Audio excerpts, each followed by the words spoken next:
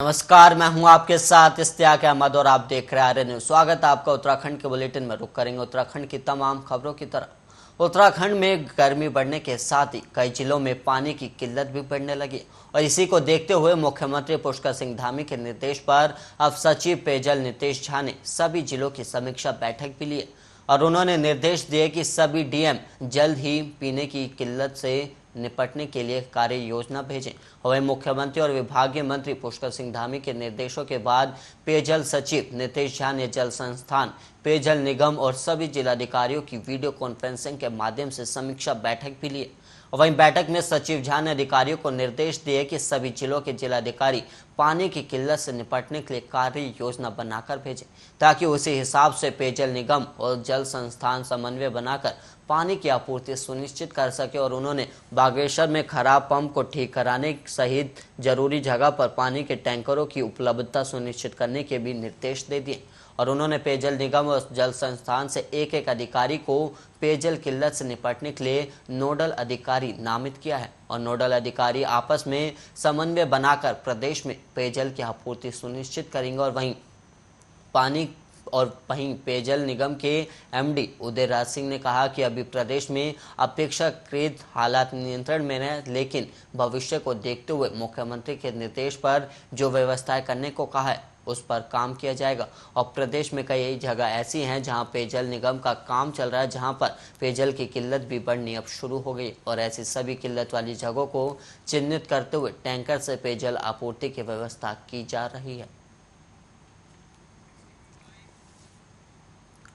और वहीं उत्तराखंड के सीएम पुष्कर सिंह धामी दूसरी बार मुख्यमंत्री बनने के बाद पहली बार मध्य प्रदेश के उज्जैन पहुंचे और वहीं इस दौरान सीएम ने उज्जैन के महाकालेश्वर मंदिर में पूजा भी की। और वहीं उत्तराखंड के सीएम पुष्कर सिंह धामी दूसरी बार मुख्यमंत्री बनने के बाद पहली बार मध्य प्रदेश के उज्जैन पहुंचे और इस दौरान सीएम ने उज्जैन के महाकालेश्वर मंदिर में पूजा की। और सीएम धामी सिंह जो है वो मंगलवार की दोपहर को मध्य प्रदेश के 2 दिनों के दौरे पर भी पहुंचे थे और इस दौरान उनके साथ कैबिनेट मंत्री गणेश जोशी भी थे और दोनों ही बुधवार को उज्जैन पहुंचे, जहां उन्होंने उज्जैन के महाकालेश्वर मंदिर में पूजा अर्चना की और इससे पहले उन्होंने दतिया के पीताम्बर पीठ में भी दर्शन किया। और वहीं आपको बता दें कि पिछले महीने की 23 तारीख को ही पुष्कर सिंह धामी ने उत्तराखंड के सीएम के रूप में दूसरी बार शपथ ली थी और वो राज्य के करीब 12वें मुख्यमंत्री बने।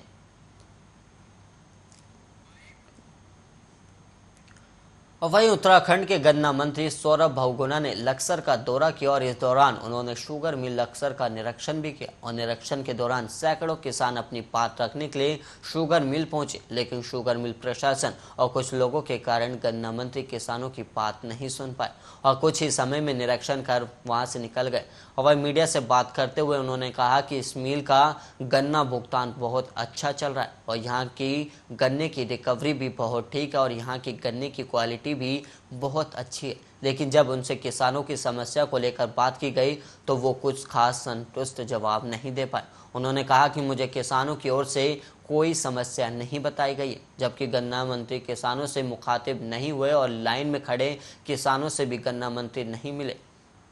और वहीं गन्ना मंत्री से डीएपी उर्वरक, गन्ना पर्चे समेत कई मुद्दों पर चर्चा की गई है और गन्ना मंत्री ने कहा कि इस तरह की कोई समस्या उनके सामने नहीं आई। अगर इस तरह की समस्या सामने आएगी तो उस पर कार्रवाई की जाएगी। और वहीं निरीक्षण के दौरान खानपुर विधायक उमेश कुमार भी पहुंचे और उन्होंने गन्ना मंत्री के सामने कुछ समस्याएं रखने की कोशिश की, लेकिन गन्ना मंत्री ने उमेश कुमार की बात नहीं हो पाई और इस दौरान उमेश कुमार और शुगर मिल प्रशासन के बीच कहासुनी भी हो गई और कहासुनी के बीच ही गन्ना मंत्री वहां से चले गए। और उमेश कुमार ने कहा कि हमने किसानों की बात गन्ना मंत्री के सामने रखी है, लेकिन कुछ दलाल यहां बड़ी बड़ी गाड़ियों में बैठकर पहुंचे थे जिन्होंने बीच में हस्तक्षेप किया, जिसे बर्दाश्त नहीं किया जाएगा।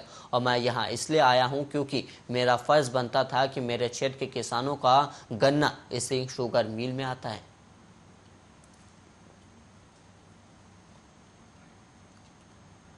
वहीं धारचूला विधानसभा सीट से कांग्रेस के विधायक हरीश धामी ने कहा कि जिस पार्टी में सम्मान नहीं उसे छोड़ भी सकते और अपना अलग दल भी बना सकते और हमने कांग्रेस की स्थिति देख ली और जिस पार्टी में हमने अपना सब कुछ लगाया उसने हमें नीचा दिखाने का काम किया। और वहीं धामी के इस बयान से कांग्रेस में अब हड़कंप मच गया और वहीं बकौल धामी पार्टी के कई वरिष्ठ विधायक देहरादून में बैठकर आगे की रणनीति पर विचार कर रहे हैं। और वहीं आपको बता दें कि हरीश धामी ने पार्टी के प्रदेश प्रभारी देवेंद्र यादव पर भी हमला बोला और उन पर गुटबाजी करने का आरोप लगाया गया। और वहीं कांग्रेस आलाकमान पर भी जमकर हमला बोला गया।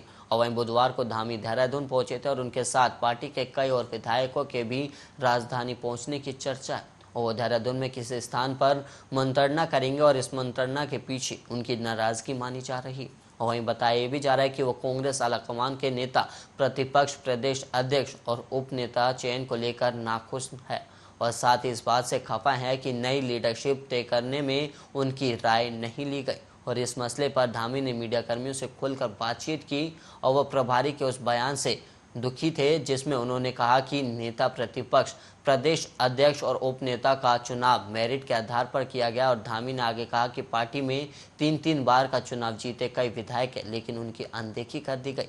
और वहीं मुख्यमंत्री पुष्कर सिंह धामी के लिए धारचूला सीट खाली करने के सवाल पर हरीश धामी ने कहा कि उनकी इस बारे में अभी कोई बात नहीं हुई है, लेकिन ऐसी कोई बात होगी तो वो क्षेत्र की जनता से बात करेंगे और इस क्षेत्र के विकास के लिए उन्हें सीट छोड़नी पड़ेगी तो वो सीट छोड़ भी देंगे।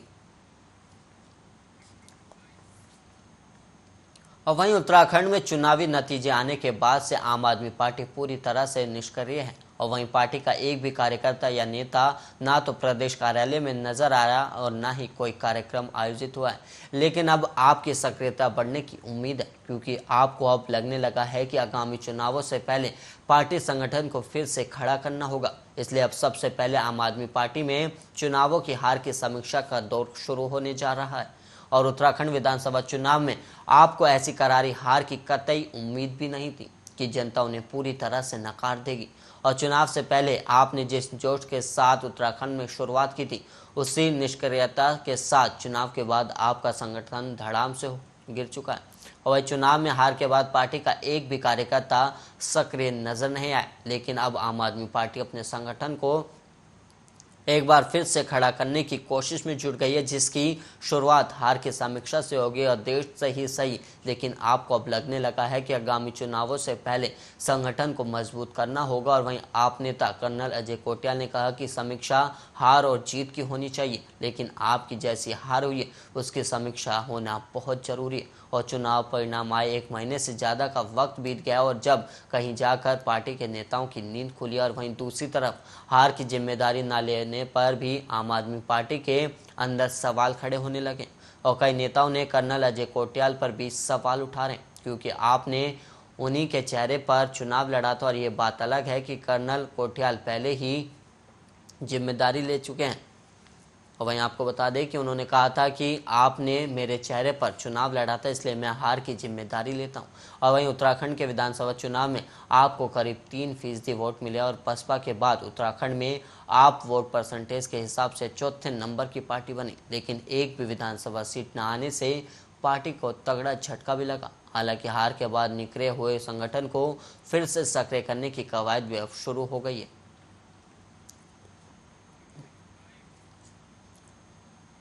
और वहीं उत्तराखंड के बागेश्वर जिले का पहला मॉडल क्रू स्टेशन जैलोकांड का शुभारंभ कल कैबिनेट मंत्री चंदर रामदास ने कर दिया। और वहीं वन विभाग के इस क्रू स्टेशन में 7 कर्मचारी 24 घंटे तैनात रहेंगे और उनके रहने और खाने का सारा इंतजाम क्रू स्टेशन में किया गया। और वहीं जंगल में तत्काल आग बुझाने के लिए कर्मचारियों को एक वाहन की सुविधा भी दी गई और वर्तमान में 100 फायर वॉचर जंगलों की आग बुझाने के काम में लगे हुए। और वहीं अभिनव प्रयोग के तहत इस साल प्रदेश में हर जिले में एक सुविधा संपन्न क्रू स्टेशन बनाया गया है। और बागेश्वर के जोलकांडे में नए बने मॉडल क्रू स्टेशन में हर तरह की सुविधा है।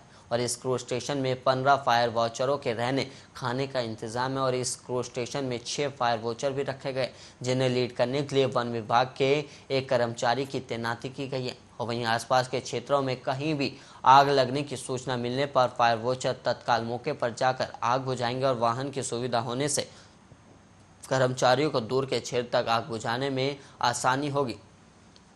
और वहीं क्रूज स्टेशन का शुभारंभ करने पहुंचे कैबिनेट मंत्री चंदन रामदास ने उद्घाटन के बाद वहां अपना जन्मदिन भी बनाया और वहीं केक भी काटा गया। और इस मौके पर उन्होंने कहा कि क्रूज स्टेशन बनने के बाद यहां तैनात कर्मचारी जंगलों में लगी आग को बुझाने के काम को अब तत्परता से कर पाएंगे और उन्होंने जनता से भी वनों में आग लगने पर वन महकमे का सहयोग करने की अपील की है।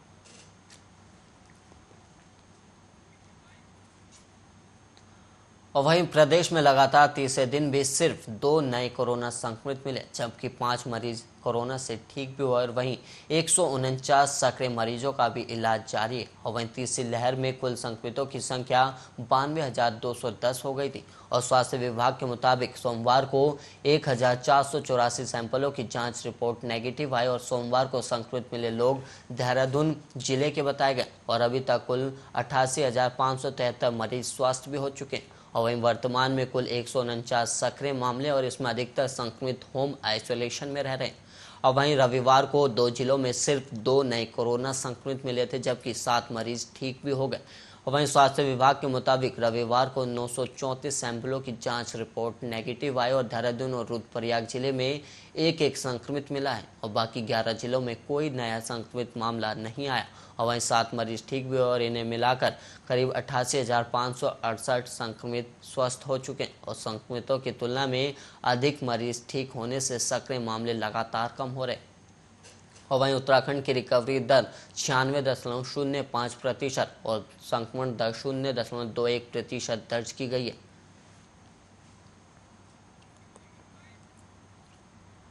और वहीं बैसाखी के पावन पर्व पर सुबह 7 बजे यमुना के शीतकालीन पड़ाव खरसाली खुशीमठ में मां यमुना के भाई शनिदेव समेश्वर महाराज मंदिर के कपाट श्रद्धालुओं के दर्शन के लिए खोल दिए गए।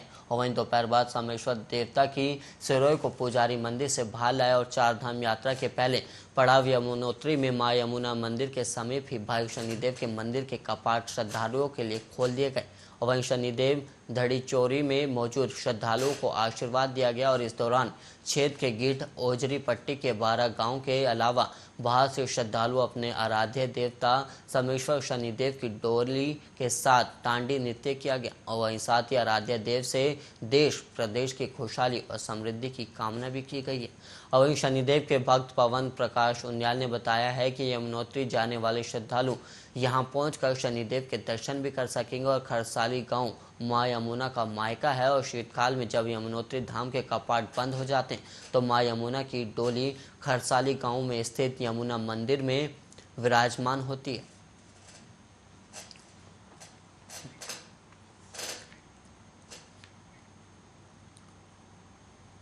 और वहीं पुलिस को जाखंड क्षेत्र में एक महिला की हत्या की खबर मिली और हैरत की बात यह थी कि महिला का शव करीब 2 से ढाई महीने पुराना है और किसी को खबर तक नहीं लगी। और देहरादून के जाखंड क्षेत्र एक लॉज में महिला की हत्या का मामला सामने आया और वहीं महिला का शव दीवान बॉक्स में सड़ा गला हुआ मिला है। और घटना की जानकारी मिलने पर पुलिस मौके पर पहुंची और जांच शुरू कर दी गई। और वहीं पुलिस ने मामले में अज्ञात के खिलाफ मुकदमा दर्ज कर लिया है।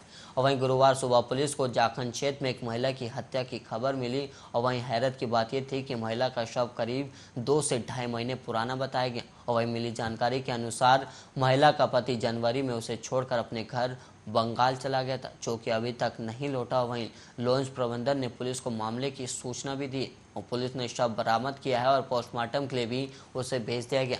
दरअसल महिला यहां लॉन्च में एक किराए कमरे में पति के साथ रहती थी, जो कि जनवरी में उसे छोड़कर बंगाल चला गया था और पुलिस मामले की अब जांच में जुट गई है।